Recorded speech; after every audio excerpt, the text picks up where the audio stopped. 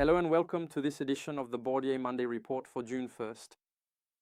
With the conflict in Iran, all eyes were on the US inflation figures last week, and as you can see here on the left, the core PCE inflation, which is tracked by the Federal Reserve, rose only modestly, even though it remains above the central bank's target at 3.3% year-on-year in April, compared to 3.2% in March.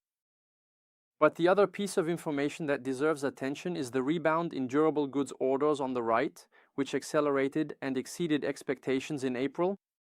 The United States is investing primarily in artificial intelligence infrastructure, with visible effects on the broader American economy. These investments in AI infrastructure are still being regularly revised upward, putting pressure on certain segments, such as memory, for example, which is leading to an extremely polarized market behavior with tech sector outperformance, which rose another 5% last week in the United States as well as in the global index. Added to this driving force, like a butterfly effect, was the increased likelihood of an agreement with Iran, which allowed bond yields to fall as oil prices dropped by 11% over the week. Overall, as you can see here, everyone benefited, with bonds rising and stocks also climbing, especially in emerging markets.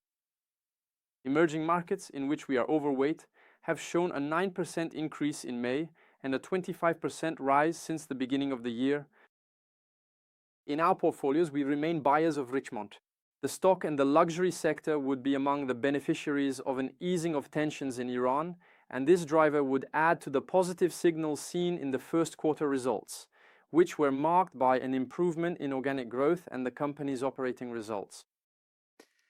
Nevertheless, the situation remains uncertain.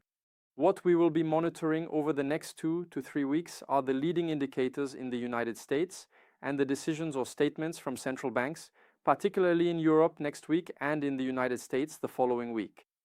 Central banks are in a delicate position with inflationary pressures still moderate, but also with risks of a slowdown in economic outlook, especially in Europe, if the conflict persists.